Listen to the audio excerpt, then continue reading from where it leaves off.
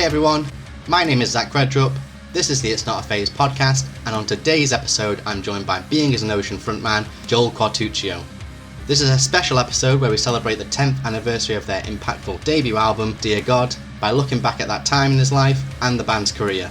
We go over the band when they were under their previous name Vanguard, writing and recording the album Dear God, his lyrical inspirations at the time, how Tumblr really helped push their name out there, signing to InVogue Records, returning to and performing those songs now, what's planned for the band next, and loads more. Now, if you enjoyed this or any other episode of the podcast and you want to show your support, there's a few ways that you can do that. Number one, leave a rating and review wherever you're listening to this. It takes just a few seconds and it really does help. Number two, share this on your social media, whether that be Instagram, Twitter, Facebook, wherever. Or number three, if you want to go the extra mile, you can pay a little bit each month to join the Patreon, and in return you'll get access to episodes early along with some other perks, or you can pick up some merch from the store. All the links to that and the podcast socials where you can follow us can be found at itsnotaphase.co.uk. That's itsnotaphase.co.uk. And now with all that out of the way, let's jump right into this week's episode of It's Not a Phase. What's up everybody? Thank you for joining me on this episode of It's Not a Phase, where I'm joined by Joel Quartuccio of Vienna's an Ocean. How you doing, man? I'm well. And you pronounce my last name very well. Yeah, I had to do a bit of research, I'm going to be honest. Yeah. I don't want to get it wrong. Like, sometimes people get my name wrong. And I mean, I'm not too bothered about it, but, it's just courtesy, you know what I mean? Of course. Appreciate that. Yeah, well, thanks for taking the time, dude. We've said before at starting the interview that it's kind of going to be like a deep dive into 10 years of your debut album, Dear God, an album that really helped put you guys make a mark on the scene. And starting off, congratulations on such a milestone, man. Oh, appreciate it. Yeah, it was easy. I just had to wait. But it's been good, man. Yeah, it is crazy to know that much time has passed. It's kind of wild.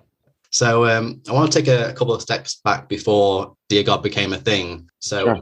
I believe in the beginning, the band was called Vanguard when you guys first started out. Yeah, so even before that, I had been in a band with the founding members of Being as an Ocean since I was 13 years old. And we started out as The Betrayal, and then The Betrayal became Vanguard. And then we, played around San Diego, Los Angeles, parts of Southern California until we were about average 18 years old, right after high school. And then we kind of just all decided like, hey, we've done Vanguard for a while, but we don't know if we want to continue on with this band. Let's just start fresh, make something new, and actually make an adult go of things. Yeah. And started Being as an Ocean.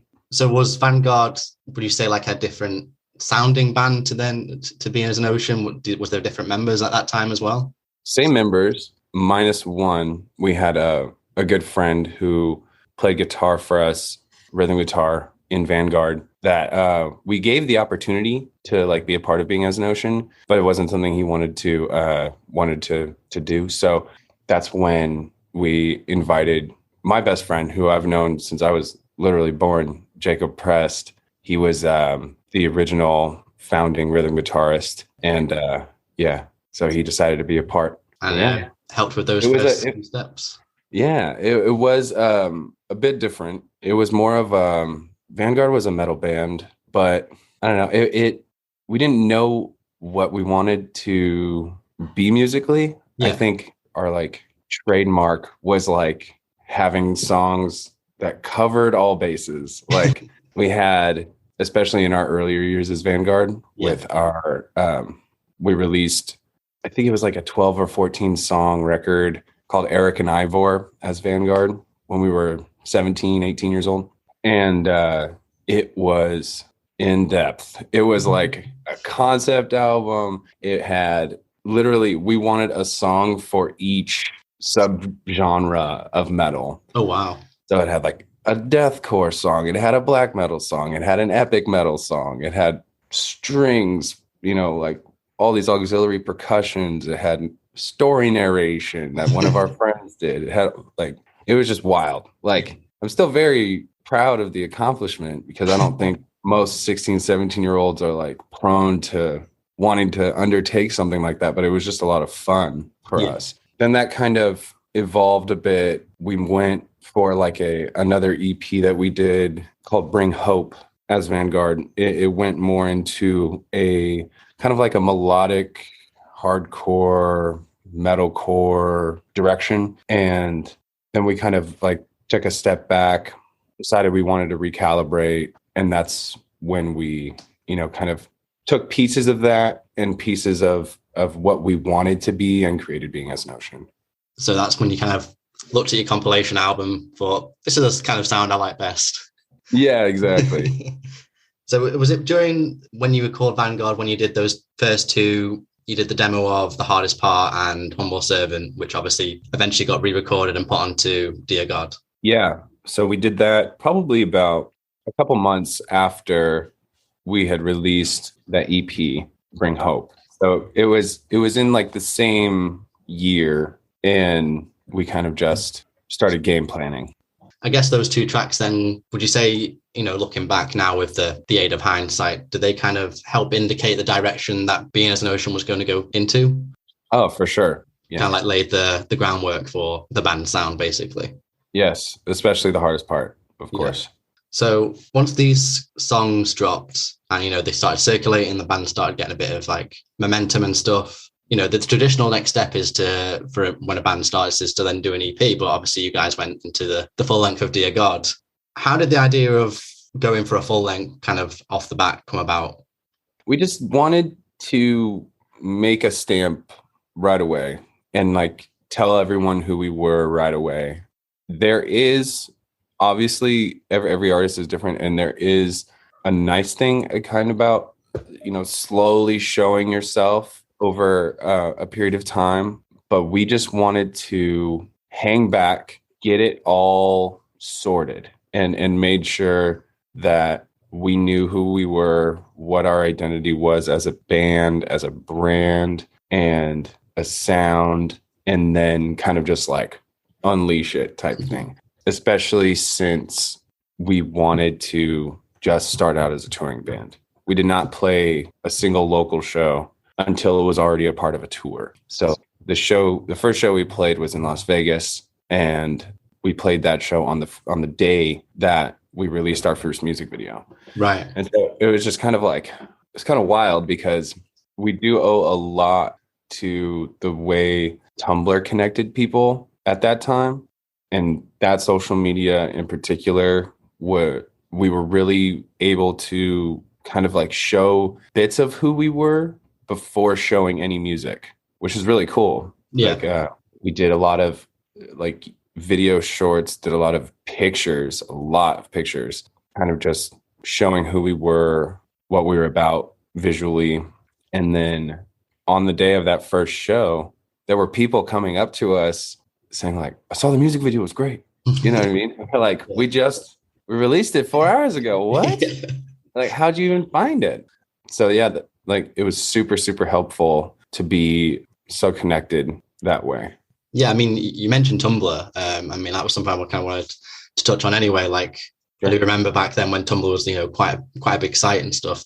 You were one of the bands that there's all these images. I don't know if you guys as a band posted them, and then most of it was kind of like fan created content after that. They put your lyrics over these photos, even if they weren't photos related to the band. It'd be like, I don't know, a forest in autumn and stuff like that. Yeah.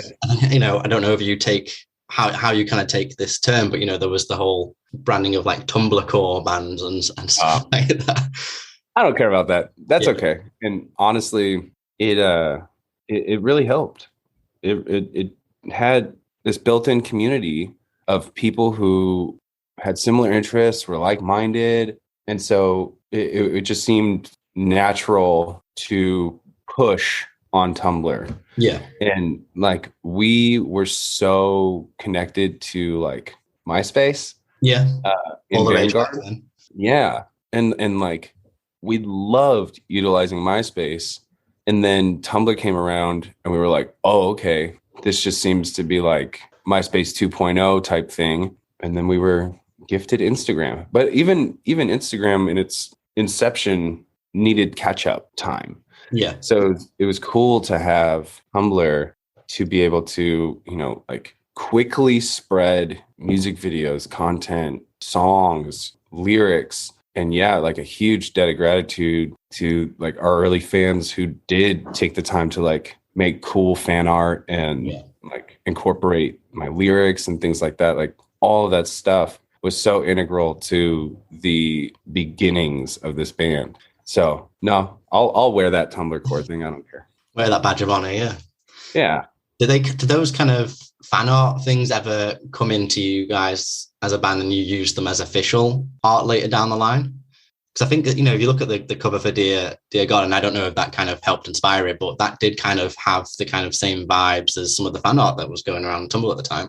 Oh, sure. I wouldn't say directly inspired, but I would say that because that cover art and the whole design of the physical album was done by a good friend of ours who had actually been around and in the San Diego scene for a really long time. She had always done like for a while, like if a band popped up in San Diego and was new and wanted to start like making noise, they like called Corinne to do their like promos and art and all this stuff. And so it kind of just seemed super natural to go with her, and we liked her aesthetic and her vibe, and she understands us. And yeah, so we just called her up once we knew she started doing design stuff, because she had done Vanguard's first promotional photo way back when. So yeah, it all just kind of like worked. I think as well, like you mentioned, an artist that you're kind of familiar with and you're friends with, it's always good for bands, especially at the start, when they don't always go with and work with people who've got like loads of clout, but it's just someone that you trust and, they can do the job well and represent your brand as a band as well. Yes. I always like having a bunch of clout is cool. And if the work aligns with the clout and you happen to be able to get in with them, that's cool. But I feel like over the course of our career as a professional band, we've had photo shoots with no-name friends who are just like incredibly artistic. And we've had shoots with people who have photos in Vogue and these huge fashion magazines. And they were awesome. They were cool photos and they were beautiful and stylistic and all these different things. But I tend to prefer our friends who just understand us, have their own style and aesthetic and vibe, and there just seems to be like this real hunger and creativity with people who don't have this huge like clout to uphold or live up to. Yeah, because they're still kind of trying to make their mark, and it doesn't really matter what experience they've had. It's all about quality and the message. Exactly. Yeah. So it was around this time as well where you guys kind of got picked up by InVogue Records, who you stayed with for Dear God and the following 2 records. Do you recall how that signing came about? Did they approach you whilst you were making the record, or did you shop around a few labels with it once it was done? I'm pretty sure, because I didn't handle the business of the band until only recently. And I believe he got in contact with Tyler, and it was right after we had released a music video, I believe. I think he had seen the music video for Dear God and was like interested in us and wanted to see, what our plans were. And so it really just like aligned the timing of it all. Okay. Yeah. And then obviously after that, there was like a brief stint where you were with Equal Visions, but then that all happened and then you guys went independent after that. Yeah. Yeah. Equal Vision. Just the working relationship just didn't pan out, which is fine. But released Waiting for Morning to Come independently, and then kind of went at it on our own until we met up with a record label from the UK actually called Believe. Okay. And they put out Proxy. And then we were going into the pandemic, we were independent again because we had only signed one record signed on for one record with Believe. And so we were kind of like not wanting to rush it, because in, the music business, we have been spurned a couple times, and so we're always super, super cautious about anything we get into. But it just so happened that we had a buddy who began to work at Out of Line, which is our current record label that's going to be releasing our new album that we're in the last throes of writing. And it just worked out that we connect with them for this next one. And it's just again, just another one record deal. So we'll see how things go. And who knows? We might not be independent anymore. Take it one day at a time. Yeah. Yeah, that's right. Talk to me a bit about the kind of like writing and recording that went on with Dear God, because I read somewhere that a large chunk of it was tracked in a hotel. Is that true? Yeah, it is called a hotel, but it's kind of like a long stay. They're really apartments and studios in downtown San Diego. It's on, if anyone's curious or lives in San Diego, it's on Park and Market, I believe, or Island and Market Street. But it's called the Palms, and it's this old hotel that they've divided into, studios and single bedroom apartments and stuff. And Tyler had rented out one of the rooms, just a little studio, for us to write and record the record, and for him to live in while he was home from college. And yeah, it was a blast. It was crazy to look back on it all after it was done, because it seemed like it went so fast. But yeah, all of the guitars were recorded there. And then we recorded all of the vocals actually at Tyler's parents' house. Right. Okay. In like a closet. So it was kind of just like wherever we could do it, where it would sound the best and not piss too many people off. Yeah. That's always the hope, right? That's right. Yeah. So was it all kind of written before you started recording it, or did you write some parts, I guess, in the studio, but in the apartment or in the closet, Yeah. So most of it was written in like bits and pieces. The way writing used to work with the old lineup was Tyler would sit down and write something either on piano or on guitar, and then shoot it over to me and say like, hey, is this doing anything for you? Do you like this?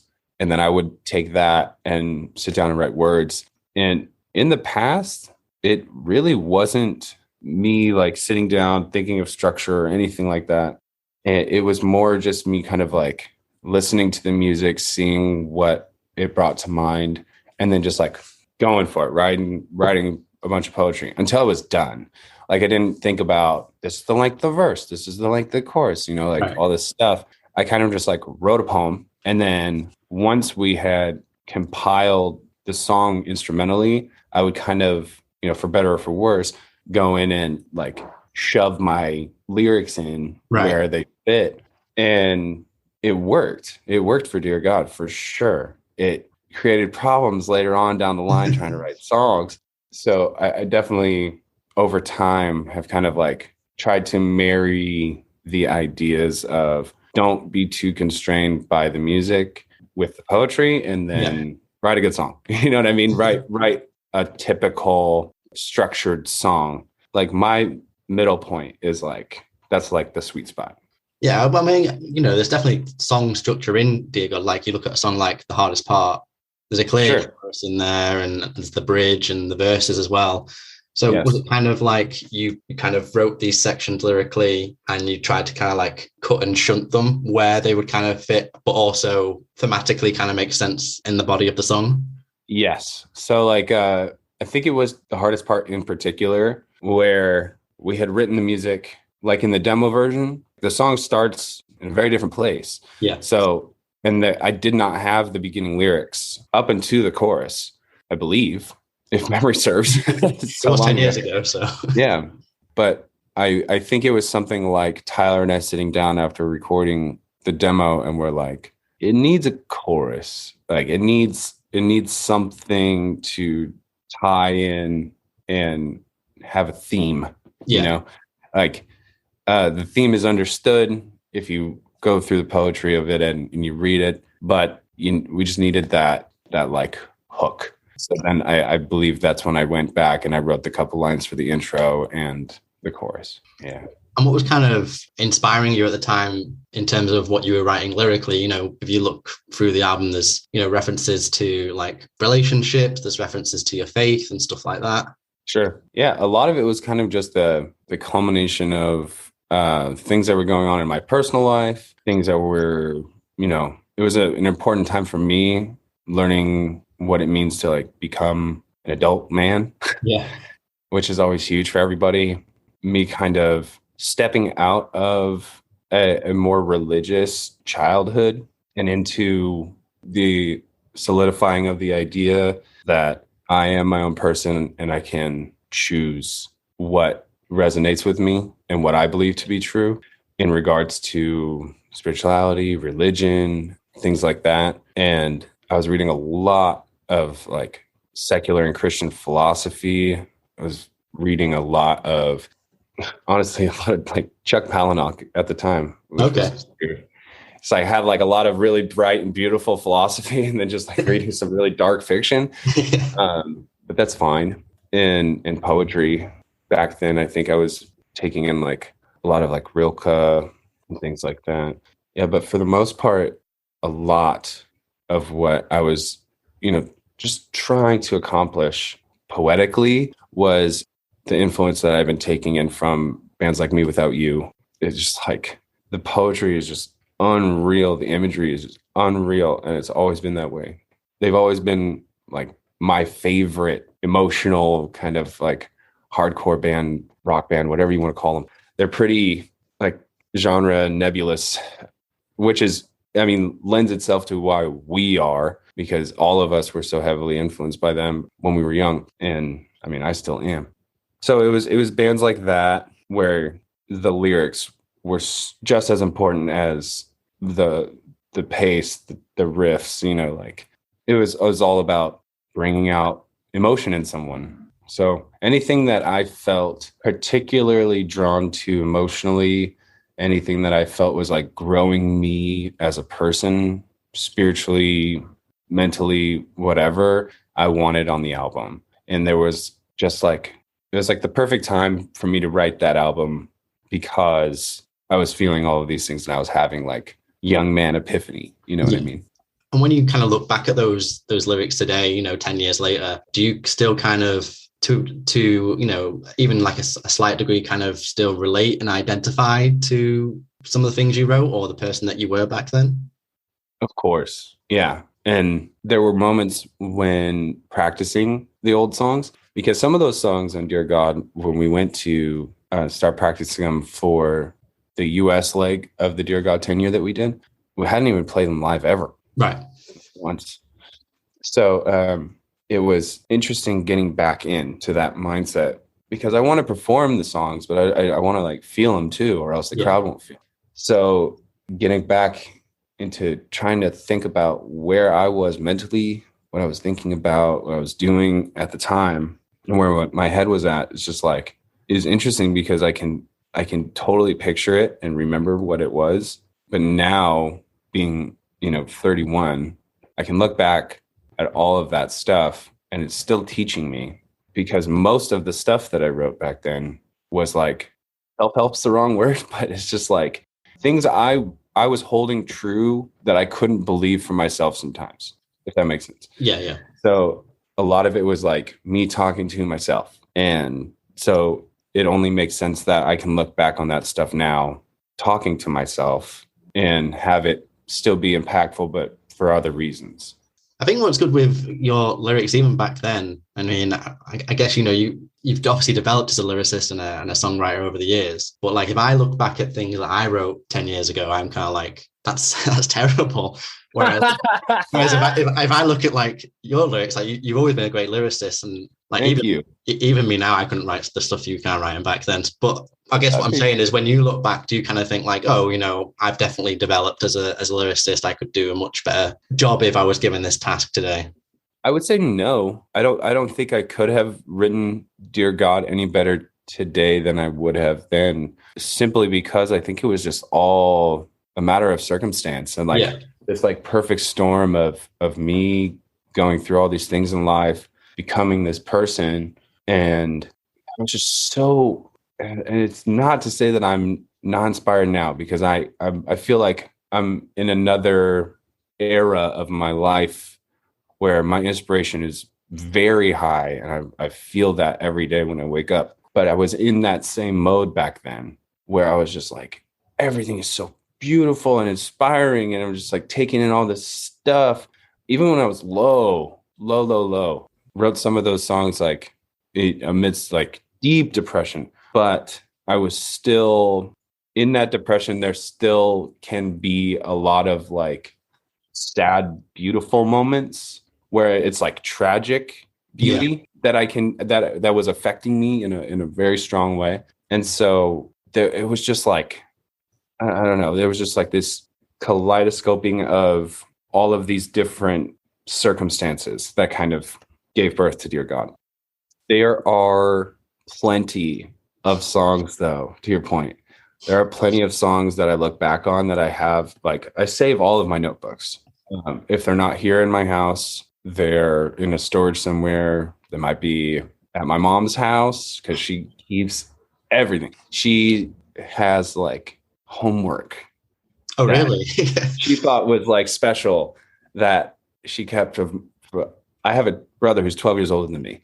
Right. Kept of him and kept from me in storage units, the shed at her house. You know what I mean? It's just like, so I'm sure they're around somewhere, but I have looked through those old notebooks and there's a lot of stuff I didn't use, you know? Right. Yeah. Got the gunk out early, I think, because as I mentioned before, just being in band since I was like 13, I was writing lyrics way before I was in a band. I was just kind of like dreaming about being in a band. I started going to shows right after my parents split when I was 11. And so once I was exposed to like hardcore shows, I was like, this is what I want. I need to do this. This looks like so much fun. And literally started writing lyrics. So there was plenty of junk, plenty of junk that was unshared. And I mean, honestly, still there's junk, but I just don't use it. You know what I mean? It's like a quality control process, basically. Yeah, exactly. So I think it was around that, you know, so you've wrote these songs, you've tracked these songs, they're all recorded. And then that's when you send them over to Brian Hood, who was the drummer in My Children, My Brides, to kind of do the mixing and mastering. Why did you go with him to go and put the final touches to this record? It was because of the stuff that he was putting out at the time. I think he had just done Gideon's first record, and we were like, oh, fuck, this sounds awesome. And yeah, like we had just always loved My Children, My Bride. And we thought that he'd be able to kind of like inject some, you know, more impactful heaviness to it. When we sent it to him, though, the first couple things that we got back, we were like, oh no, he doesn't get it.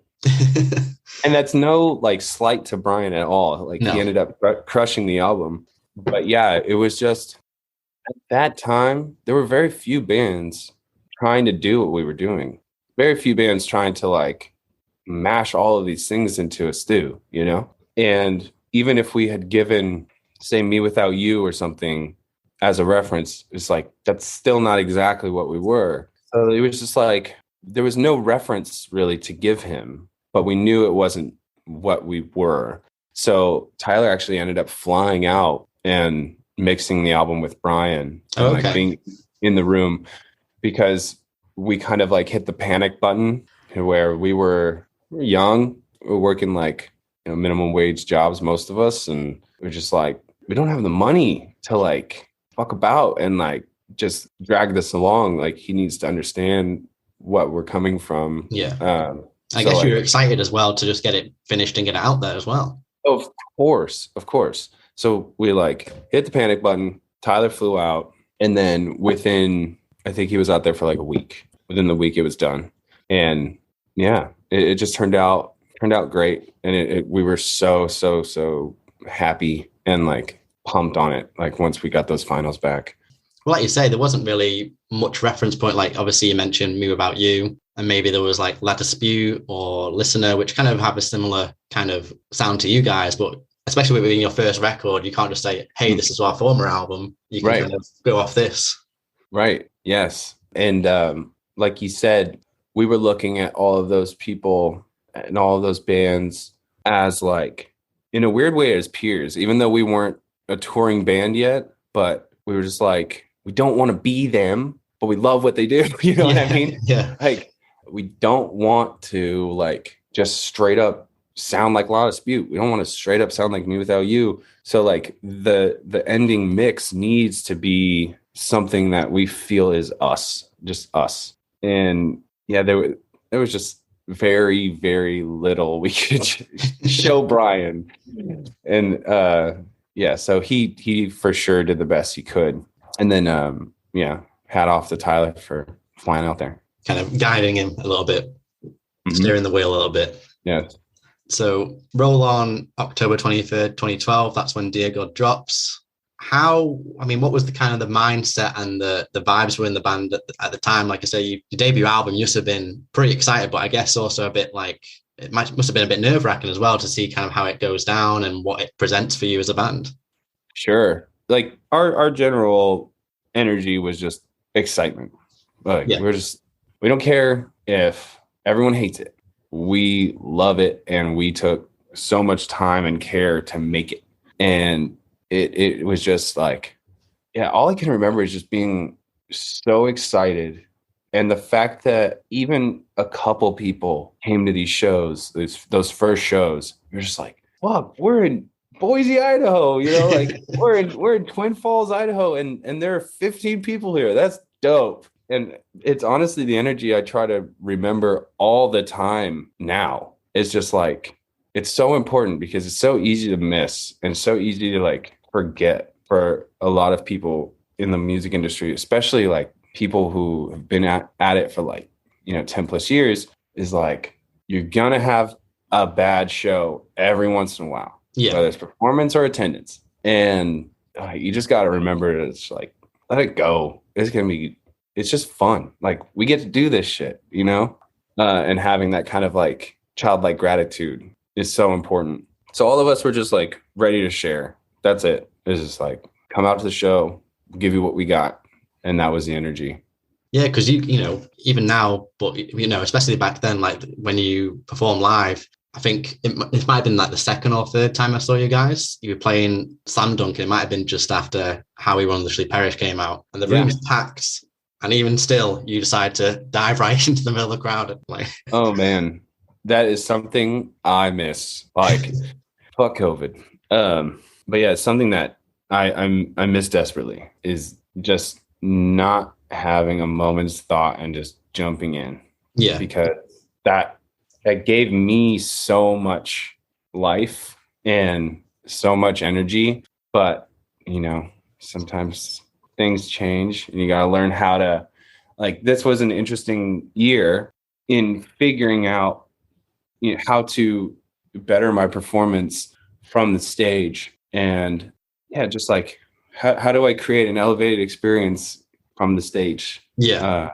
But yeah, that being in people's faces has always been one of my favorite things as a performer, just because it's always been one of my favorite things as a showgoer. It's just like, when I was, 12, 13 years old at one of those shows, there was like 60 people in this room, but this like spoken word artist who was super influential to me back then, just like was in the round on the floor performing and grabbed me by my shirt collar and like spit in my face type stuff, like, and I was just like, oh yeah, this is awesome. So it was just the energy that I grew up with, loving, and what I just wanted to like be a part of.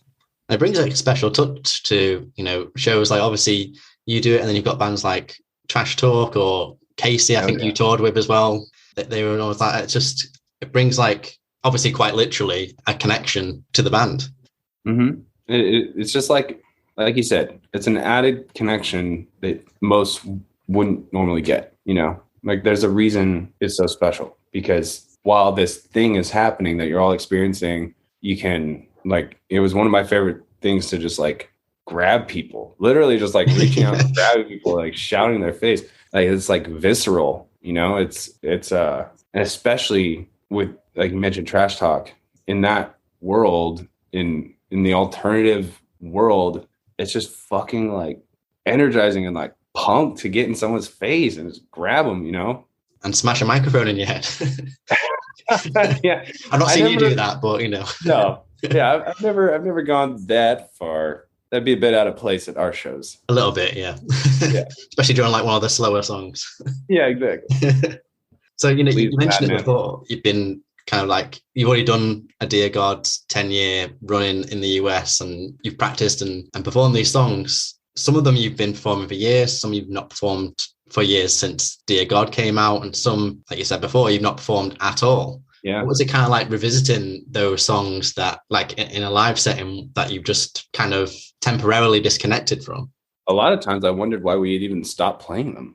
I mean, at the end of the day, the answer is because you got new shit, like coming out, and you have to keep everything rolling forward and have the attention be forward. Yeah. Just like what it did most for me was help remind me of certain energies that come out of our music that had kind of taken a back seat a bit over the years, that Michael and I are consciously bringing back to the forefront for this new record. So it was just like a great learning tool of like, what made these songs so special? How can we see that manifest in a live setting? And then how can we readapt that kind of energy to something new? Are you performing the album from start to finish, or are you just kind of putting it in a certain order that's kind of, best for you guys? Because, I guess there's some songs on there that are more vocally draining for you, that are more better placed in a certain order. Oh, I don't mind the vocally draining songs. Those are some of my favorite songs. Like This Room's Alive, fucking blast. So much fun to play live. And ironically, that was one of the songs that we had never played live. Oh, okay. It was written as a live song.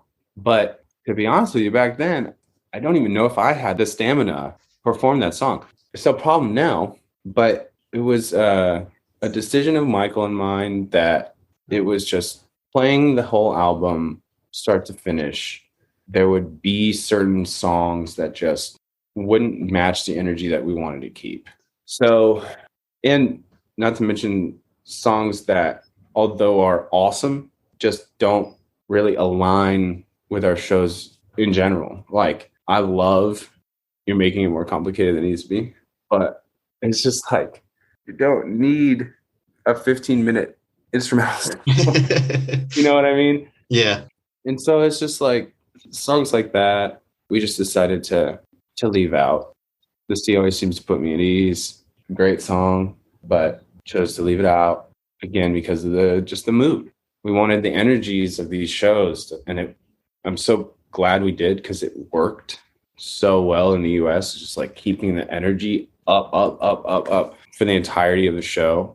Because what we wanted was like people to, like, the last song to finish, and people would be like, oh man, like that kind of energy. Yeah. You don't want to hit like the 7th inning lull of like, okay, it's an hour and 15 minutes in of an hour and 30 set. You think we're gonna beat traffic? You know what I mean? Yeah. Probably get out of here. Or just like, I mean, we're headlining, so you're like, people are gonna fall asleep on us if we've given them a bunch of energy and then we lull them. So we just wanted the energy to stay up. And so it's a solid collection of like our journey through the 10 years. So it's like the majority of Dear God, and then spatterings of songs from each album. Right. By the way, because you brought it up, it's a bold move to have a 15-minute instrumental on a debut album. Well, we were always so enamored with bands, like instrumental bands, post-rock bands, and Sigur Rós has always been like one of the biggest inspiration ever for us musically. And it was even like a big thing when Michael joined the band. I'm pretty sure we all went like, so you like Sigur Rós, right? That's like the initiation. It was like, yeah, it's just like a big relationship key point right now is being determined on whether you like this band. And so like he loves them too. But yeah, it's just like bands like that just inspire in a different way and had really influenced us. So that was kind of like, we knew we wanted a kind of intermission-esque song to throw right in the middle of the album. And so we're just like, let's run it. Like we don't mind the long build kind of song. And we knew we wanted, I think a lot of it was determined on the length of that Gandhi speech too. The Gandhi speech is long and we annotated it, but we wanted the majority of it in the song because it's such a beautiful speech and important, I think, for people to hear, whether you are a theist or an atheist, doesn't matter. There's a lot of wisdom in it. So we wanted to make sure there was a lot of that in there, which just, piled onto the length, but it's fine. Yeah. You mentioned that Gandhi speech. Did you have to get any kind of clearance or approval to have that featured on the record now? No. It was on, I think we just pulled it from, I don't know, it was like some educational website anyway. I mean, it's Gandhi speaking. It's got to be public domain. You know what I mean? You'd think so. Just yeah. So when you look back at the record now, I know obviously you mentioned before lyrically you wouldn't really change anything. It was where you were at the time, life circumstances and stuff like that. Is there any other aspect of the record, if you could kind of re-record it now, that you might change? I honestly can't say that I would. I'd have to really. I've never been that nitpicky about it. I guess I've never judged it too harshly. There's no fault that really stands out to me. And if there is, it's by now just become a characteristic. So it's part of the vibe that the album brings, basically. Exactly. Yeah. Mm-hmm. So it was after this time when, after this album that Michael joined, and obviously he's been a part of the band ever since. What do you kind of think he has brought to the band since that wasn't really present on the record, Dear God? I think it was just a different perspective. Yeah. Which is always good. Kind of like a more whole realizing of, what our band could be, what our band could sound like, bringing in similar but different influences. Yeah, it just it was a way to get up and get a different perspective on things. And then obviously, he's a fantastic singer. He's very good at melody and being able to find things. And it just, honestly, he helped, just his presence in the band helped me be better and aspire to become a more well-rounded vocalist. And when you look at the 10 years that have passed since Dear God and where the band is now and how you sound and all that kind of stuff, did you kind of envision that maybe this is kind of the path that the band would have taken 10 years later? I don't know. I mean, there's a lot more electronic influence nowadays than obviously on Dear God. Sure. So yeah. I think that it was it would be fair to say that I could imagine it. Yeah. We've always kind of, especially when we met Matt McClellan, who was our producer from, How We Both Wondrously Perish all the way up until parts of Proxy. About half of Proxy was Matt McClellan. He's just like a sound toy freak. And he's loves all these little gadgets and toys and things that, add to creativity. And so he kind of planted the seed of the song's already awesome, can make it really unique. And so that was a huge thing with How We Both Wondrously Perish. Was in particular, there's an instrument by Teenage Engineering called the OP1 that was used a lot in that album and kind of opened our eyes to the possibility of auxiliary instruments, because it's not to say that we didn't want them in Dear God. I just don't think we were even in the mind of it. Didn't even know if that was a part of the vibe. I don't even think once we talked about it. Well, you were still young and kind of working out where you wanted to kind of fit in this world. Exactly. And I think too is looking around at our peers. No one was quite doing that yet. And we didn't want to be we didn't want anyone to say we were biting off anyone, because I think one of the only influential bands that we had at the time who used a bunch of auxiliary instruments was Under Oath. And it's always a big thing. It's being a post-hardcore band and a band that's ever touched anything similar to Under Oath is people always compare you to Under Oath. And so it's it's not a bad band to be compared to.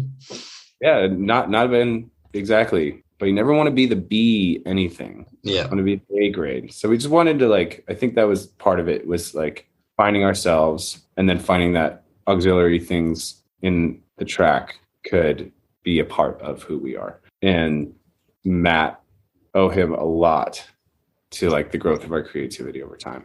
Help set you on the path that you're on now. Yeah, that's right. Absolutely.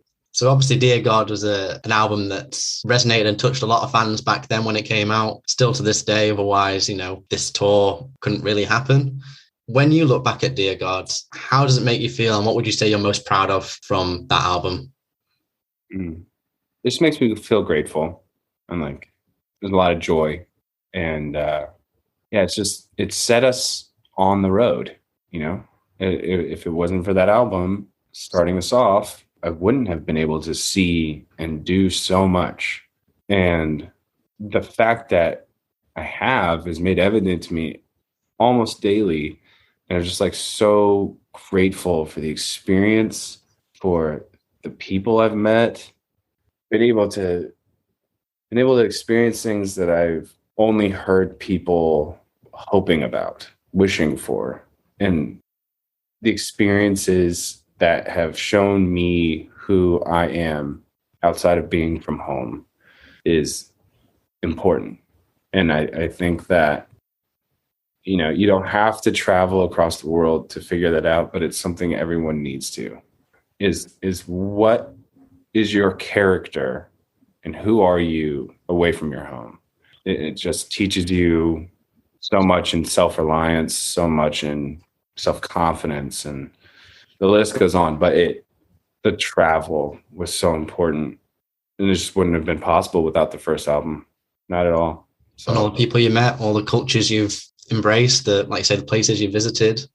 Yes, like I truly feel globalized, and my whole worldview has just expanded. Traveled is so much, and I didn't realize how, not out of anything bad, but out of just sheer ignorance, how narrow my scope was before traveling. It was just like, it's still getting wider. It's crazy. But yeah, back then, it's just like, I had no idea, hadn't done it. And now your eyes are open, I guess. Yeah, exactly. Yeah. So, we've looked back at Dear God, but obviously fans are going to want to know what's next for Being as an Ocean. And you mentioned earlier that you're kind of like in the final stages of writing this next record. Is there anything more that you can say? I guess there's probably things you can't say, but sure. What's the sound like? Are we looking at an early 2023 release? What's going on, basically? Yeah. So we wanted to, just strategically, and the way it ended up working with life in general, wanted this year to just like keep the focus on Dear God. We have, the vinyl re-release that's happening. And so we wanted to like not distract. So yeah, early 2023 is a new album. There's not a firm name yet. So okay. I can't share that. But it is, I would say it's a really good representation of what all of our best qualities are as a band and have been. It's taking cues from all of the things in each album that were really impactful, as shown in our live shows. So like, that's another thing that Dear God tour really taught us, was like, what parts just make the room feel different? What parts, the moment you kick into this thing, you feel the energy shift. Those are the parts that we need to hone in on and utilize for the new record. And so it's just, there's a lot of care and thought that has gone into making this one. And a lot of life has happened for me personally as the lyricist since our last record. So it's like, I'm pulling from all kinds of things in my life and in Michael's life. He's gone through a lot as well. So yeah, it's definitely going to be special. And we're doing it with Phil Gornell, and he's done a lot of good work, and he's really bringing in a fresh perspective and is a very good producer in the way he conducts himself within the studio. We've had a lot of producers who are either too micromanaging or not enough, where, like they're just pressing record. But Phil really lives in that sweet spot and is very helpful and gives great direction when is needed. Yeah, he's the man. So it's going to be amazing. I'm really, really excited to share with people and to play some of these songs live when they're pressed. Yeah. It's going to be good. Sounds exciting, man. I'm really looking forward to it. What else is planned other than obviously creating this new record? You've got a few more Dear God runs. You're coming to the UK towards the end of the year. What else is planned for the foreseeable that you can talk about with Being as an Ocean? Yeah, February next year. Unfortunately, it had to be rescheduled to next year, but is the Australia leg. That'll be awesome. Just trying to put together some tours for next year. Nothing quite yet to share about that. Okay. But hopefully doing a co-headliner with a very good band, friends of ours. Yeah, not much else to share. I'm excited to release that new album. I'm sure once it's done, we'll be able to, really kick into full gear and plot out the next moves for next year and the year to come. But yeah, other than that, that's it for the band. And then just personally, just keeping on becoming a better musician, becoming a better producer, better creative person. Well, you've been doing it for the past 10 years, so I have no doubt you'll keep doing it, man. Oh, thank you. Thank you very much for your time. I do really appreciate it. Before I let you go and enjoy the rest of your day off, have you got any final words that you want to share? Anything you want to say? Anything you want to plug? I would say that if you feel out there, to anyone out there, if you feel that you are hitting obstacles, no matter what it is, whether it's creative or in life, just keep having faith in yourself and keep pushing and working. And even if no one around you sees the work, just do it for yourself because you deserve it. And sometimes we're inches away from the thing we want when we quit. So just don't quit. You need to slow your pace. That's fine. But just keep pushing. Yeah. Beautiful as always, Joel. Always insightful. Kind of reminds me of that quote. I don't know if you watched The Office, but Michael Scott does that quote. You miss 100% of the shots you don't take, which is true. Yeah. Wayne Gretzky, Michael Scott. Yeah. Thanks again, man. Enjoy the rest of your day. I'll catch you in Manchester. All right, we'll see you then. See you, dude. Bye. And that's it. Thank you so much for listening. If you enjoyed the episode, please consider supporting the podcast in any way that you can. We have a Patreon where you can get access to each episode a week early, along with some other perks, a merch store, or you can leave a review wherever you're listening to this. You can also follow me on social media or subscribe to the newsletter, where I'll send out each episode to you via email, along with regular playlists. All of this can be found at itsnotaphase.co.uk. That's itsnotaphase.co.uk. Thanks again for listening, and remember, it's not a phase, it's a lifestyle.